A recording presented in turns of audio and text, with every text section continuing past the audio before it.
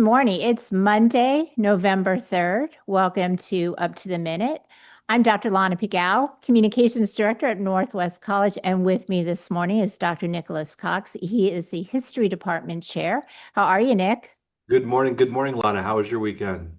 It was uneventful. We barely had any trick-or-treaters on Friday, which is so disappointing because we love when those kids come to the door to show off their costumes. Yeah, I live on the third floor of my building, so I never see You never trick-or-treaters. see them, yeah. They're not going to make the hike. But it seems like going to places instead of door to door is the thing these days. So, Yeah, our, we our did we did a lot of trunk or treating when my kids were small, which was a lot of fun. Um, and it was safe, and the kids just loved it. We could just let them go and yeah, not worry about it. Anyway, Nick, go ahead and tell us how folks can find us on social media. Yeah, sure. We are on the Houston City College District Facebook page, not HEC, but Houston City College. And we're on YouTube. We're also on X, LinkedIn, and HEC TV at noon, 5 and 10 p.m. Monday through Friday. Wonderful. And for today, we're excited to welcome Jordan Carswell. He's the director of the West Houston Institute, and Shasta Beveridge. She is full-time faculty member in the HCC Interior Design Program. They'll be joining us to discuss the SEED program's mission and to share their recent recognition as NACCE Award recipients. Stay tuned. We'll be right with you guys in about 10 minutes or so. But first, we're honored to have our Mental Health Monday guest, Sean Fitzpatrick, back. He's the executive director of the Jung Center for Mental Health and Wellness. He'll be sharing thoughtful insights on overcoming self-conscious emotions, along with practical tips and advice to support your mental and emotional well-being. Welcome back, Sean. Thank you so much for having me. Happy Monday to y'all. Happy Monday. One of the things when I walk into a room, I get very self-conscious and I have to think to myself, it's not about you, Lana. They're not looking at you. You're not paying attention to them. Why are they paying attention to you? So everybody kind of has that experience of feeling judged, being embarrassed, or just not believing that we're good enough. So these are all reflections of the emotion of shame, right? What is shame and why do we feel it? Shame is so hard to talk about. We work so hard to avoid feeling shame that we don't talk about shame because when we talk about shame, it can evoke shame. Um, so, you know, it's one of the most powerful emotions that we can experience. And there are moments in which shame can be healthy in the sense that it helps protect us in some ways. It very quickly slides into extremely painful places for us. The APA, American Psychiatric Association, defines shame as being a highly unpleasant, self-conscious emotion arising from the sense of there being something dishonorable, immodest, or indecorous. These are just very helpful words in one's own conduct or circumstances. Another way of saying it, just really a more grounded way of saying it, is that it feels like there's something wrong with us as a person. Um, um, we often confuse shame and guilt, which are, overlapping emotions in some ways. And, guilt is a very uncomfortable emotion related to some specific behavior, something we've done, right? That usually to harm someone else. Shame is more fundamentally about who we are as people. And so, if we've done something wrong, we may well have paths to make amends or fix it. There might be things that we can do that bring us back into relationship with the person that we've harmed.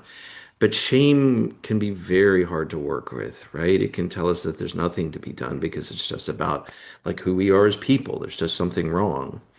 From an evolutionary perspective, we can imagine that shame came from the need that we have to remain connected with the community and important social groups. We can imagine that over the course of most of human history, that if you were exiled, right? So if you're cut off from your tribe or your extended family band or so on, that it could literally mean death, right? It could be not just isolation, but death.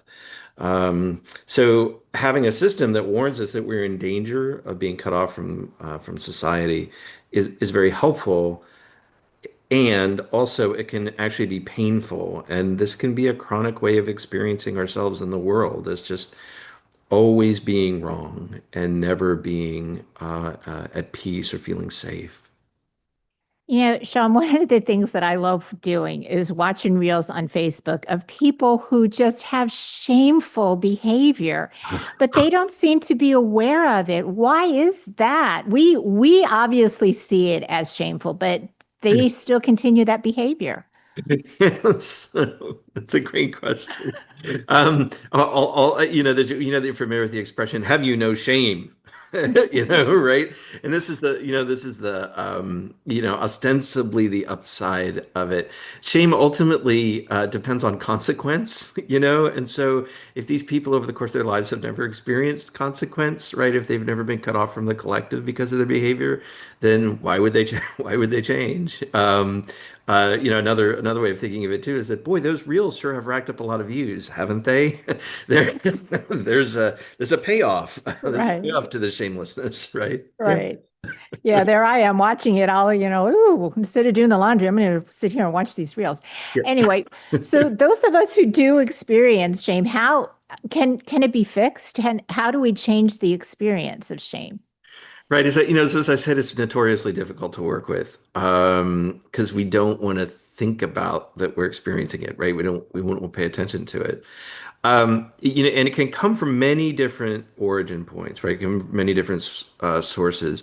One key origin point, not the only one by any means, is from trauma, experiences of trauma, particularly trauma in childhood, where we have this fundamental experience of being broken, right? Of being changed fundamentally as a human.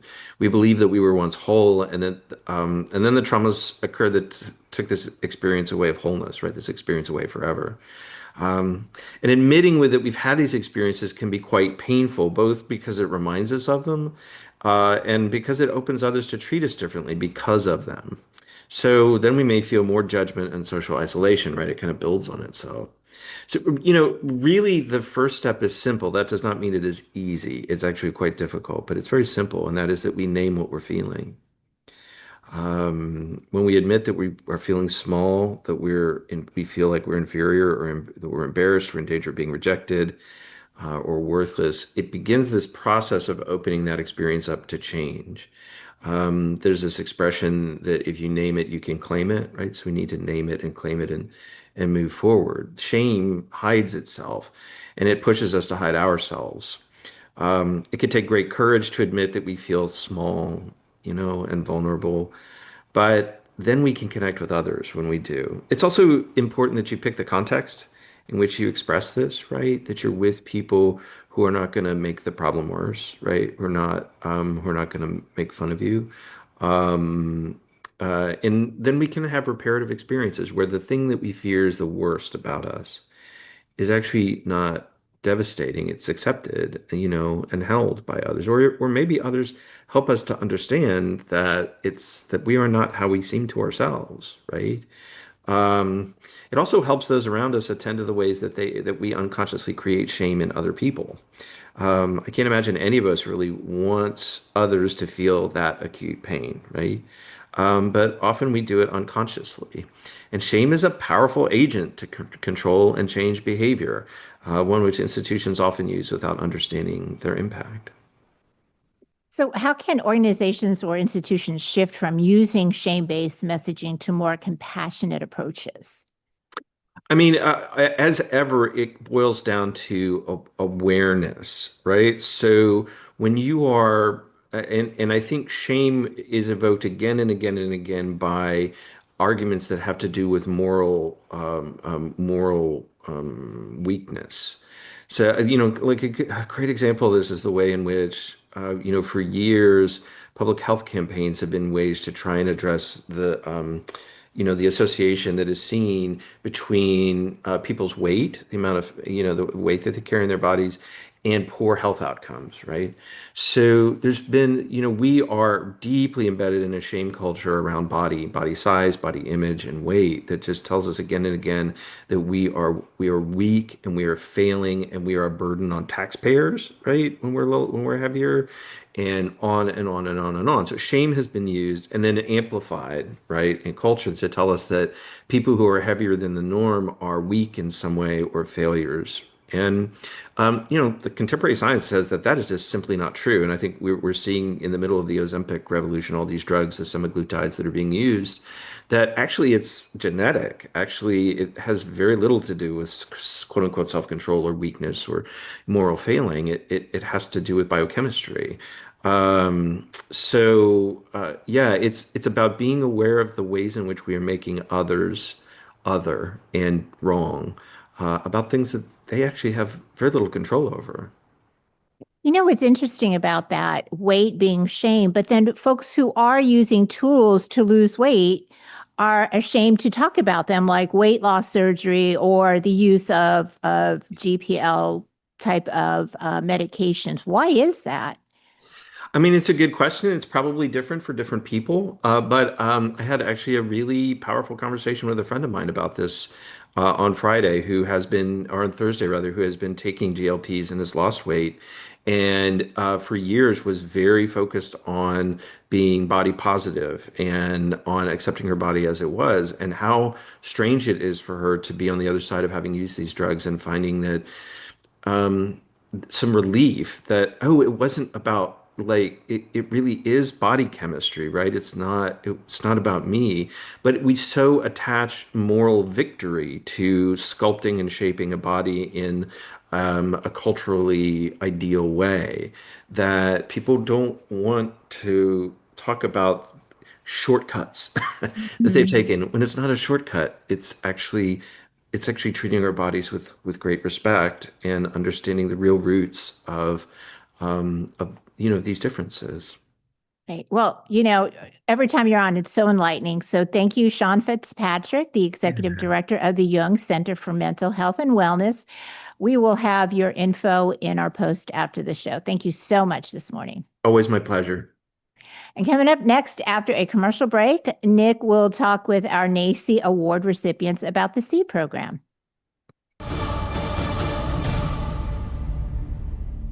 For over 50 years, HCC has been here for you. Affordable, accessible, focused on your success. This is your college, growing, evolving, expanding with you. More bachelor's degrees, stronger workforce training, online learning with global reach.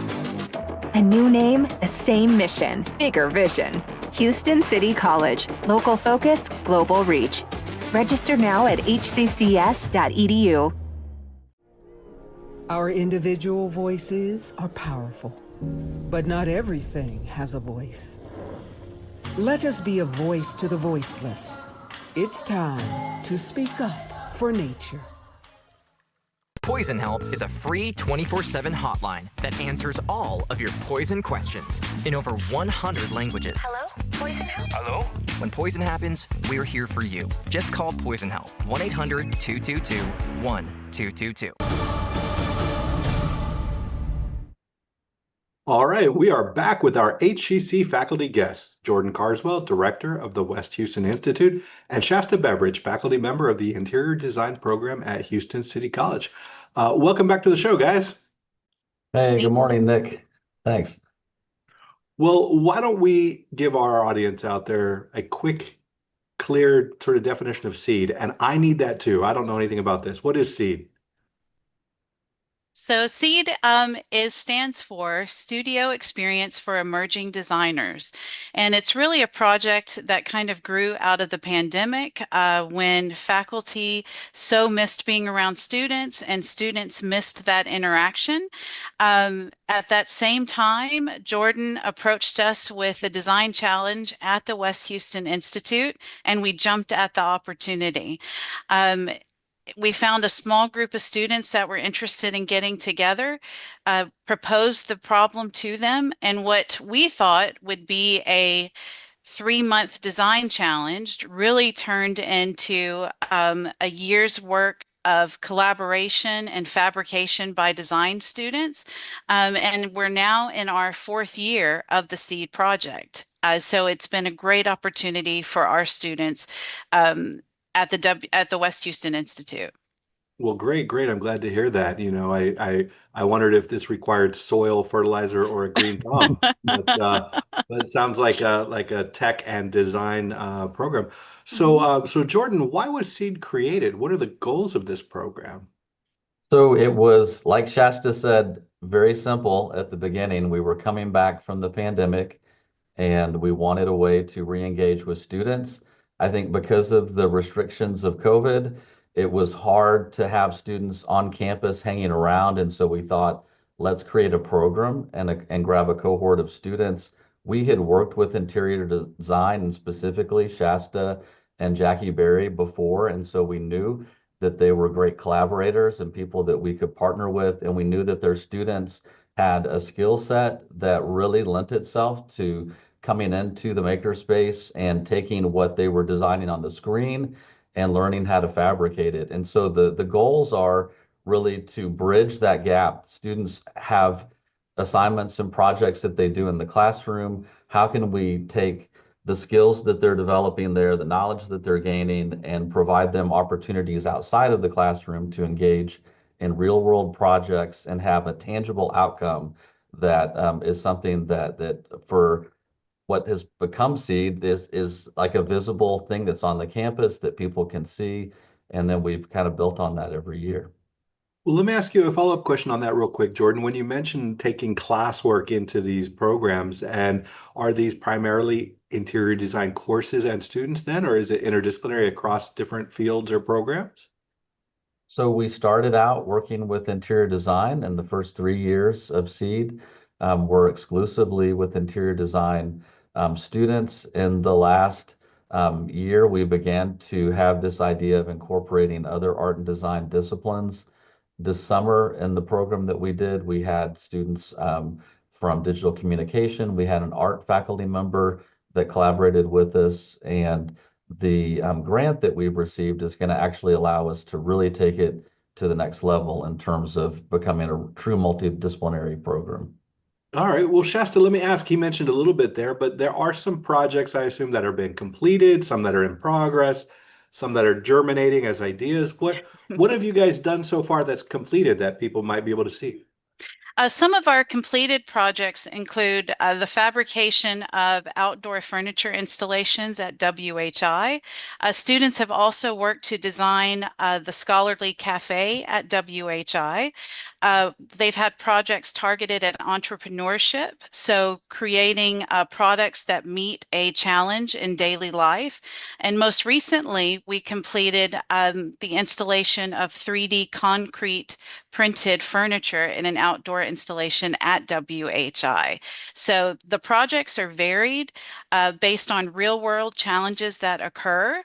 The concrete printing project was really exciting because we were able to take this group of students and through collaborating with people in the field across the college, in about 6 weeks, students went to have never seen a concrete 3D printer to actually fabricating using it. So it has been a great experience for us. Well, great. You know, I'm not sure whether Jordan or Shasta because has the information here, but I'd like to hear more about the grants, especially the NACCE grant, Infosys, Maker USA. Where is this program getting all this money? So we've been a member of a nonprofit, a national nonprofit called Maker USA for several years at the West Houston Institute. It was a group that came out of originally a federal initiative called Nation of Makers.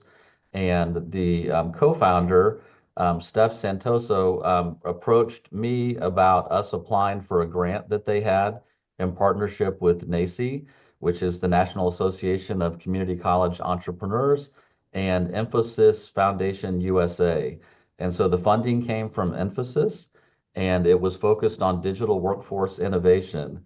And so we had just completed the seed program when this opportunity came to me. And so I immediately kind of reached out to Shasta and said, let's use this as an opportunity to do some of the things that we've been talking about doing with seed. And so we applied and were accepted into the program. We're one of 6 colleges nationally that will be participating in an 18-month cohort where we received some funding, but also will be able to have kind of a network and a community of practitioners who also all have kind of maker spaces and are looking for ways to take the digital skills and transform those into real world opportunities for students. Well, Shasta, give us a little highlight about what we can expect in the near future or even long term if you want to think long term. What's next? Well, what we're really excited about, especially in partnership with the grant, is expanding the opportunity to other programs within HCC's Art and Design unit, which really serves more than 7,000 students at HCC. We're excited to continue working specifically with 3D concrete printing and moving into projects that help our community through wellness, sustainability. So we always let a project kind of come to us. So we're working on what the students are going to be addressing this summer, but it's sure to be a fantastic project. Well, I'm here at the WHI, so I see the concrete builders whenever I come into the building, and the Scholarly Cafe has been here for a little while now since you guys worked with Terry on that through the Innovation Fellows. How much do you anticipate spreading some of this love around the college and not having it all here at the WHI? Well, we'll go wherever they will have us, for sure. Concrete's heavy, right? Concrete's heavy. Concrete is heavy. Northeast and Southeast have to come pick up their objects, I guess. All right. Well, I want to ask one last question before we go. What impact does this potentially have for the students when they leave HCC in terms of, their longer career opportunities and internships and professional development beyond the college? I think something that has emerged out of these projects that we didn't necessarily expect at the beginning is that this type of authentic project-based learning has a profound impact on the students. So when they're engaging and working collaboratively, it builds confidence in their design ability. It also helps them acquire new skills, and they take this out into the workforce. So they start with artifacts that are used in their portfolio that have been created through the project. But again, those skills like teamwork, digital fabrications, those are the elements that are helping these students get jobs within weeks of completing their degree at HCC. All right. Well, excellent. Thank you very much. And if nothing else, they can come back 5, 10, 20 years later and see these artifacts that they've designed and built and left behind. All right. That's right. Well, thank you guys so much. Thank you. This is Jordan Carswell and Shasta Beveridge, recipients of the NACCE Award and co-directors of the SEED program. Thank you both. Thank you. Thanks, Nick. All right. Well, coming up after a quick commercial break, Lana and I will return with some news and announcements.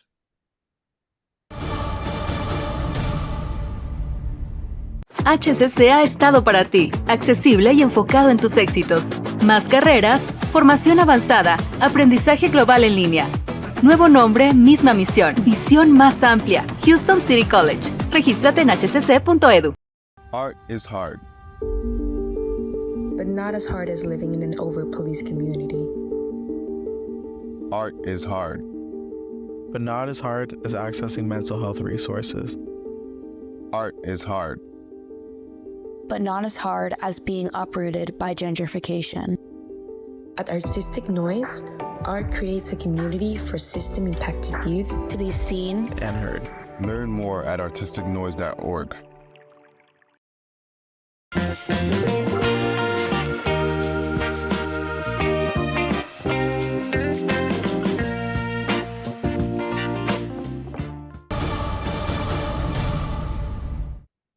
And we are back with some announcements. If you are a fall 2025 graduate, the deadline to register for the commencement ceremony is November 14th. For Ford grad, and that's fast approaching for those who would like to participate and walk on the stage on December 10th. You need to go ahead and visit hccs.edu/grad checklist for all the details. And if you haven't applied for graduation, because you have to apply for graduation, today is the last day to apply. So remember, November 14th is the deadline to register for commencement, to walk across the stage in your cap and gown. And today is the last day to apply for graduation. For more information, check out our link in our post after the show. And we've got some workshops coming up, Nick. That's right. There is a virtual reality for empathy workshop. This is the Reality Collab, and it's with the Center for Healing Racism. They've partnered to bring a film and virtual reality event, inviting participants to experience immersive VR simulations that explore social issues, lived experiences, and diverse perspectives through storytelling. That's at our HCC Central campus on November 15th from 9 a.m. to noon. For more information, check our post after the show. And HCC is offering scholarships in a wide range of workforce programs that can get you out of the workforce and earning quickly, sometimes in as little as 16 weeks. Learn more and complete an interest form at hccs.edu/connect2. That's the number 2. We'll have a link in our post after the show. And there are some free groceries available at HCC, Nick. That's right. We have a lot of partners, including our mobile food scholarship and Eagle Market programs. You can get free groceries. HCC hopes to help the student experience and help resolve any kind of food insecurity. So those ongoing locations are across the district. Check out more information in our post after the show on these Eagle Markets. And spring registration is now open, but classes are filling up fast. HCC offers a variety of semester lengths and start dates, in several modalities, including in-person, online anytime, online on a schedule, hybrid, and hybrid labs. So register early to get your preferred classes and times. To learn more about HCC programs, start dates, and options to cover costs, go to hccs.edu/apply. And coming up for Tuesday, we're taking an opportunity to step inside someone else's story as VR takes you on an immersive journey through social justice, lived experiences, and diverse perspectives. Thank you for joining us. Nick, thank you for sharing hosting duties with me this morning. Thank you. I'll see you next time. And we'll see you all next time.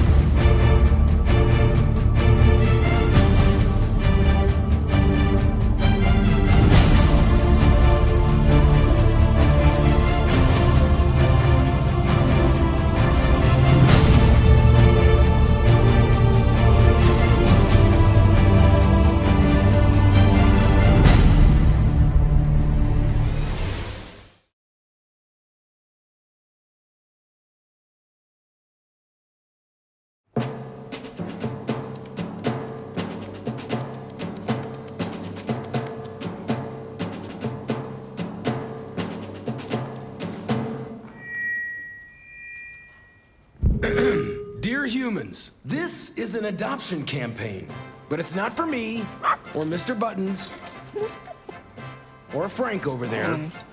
It's for you, humans. This is a call to humans to adopt our movement, to adopt our cause. This isn't just about saving one of us. It's about saving all of us. Thousands of lives, every single day. It's about support for every one of us four, and sometimes not four-legged best friends waiting to meet a best friend of our own. With Best Friends Animal Society leading the charge. Shelter by shelter, city by city. We can save thousands of pets each day. Join us. Together we can save them all.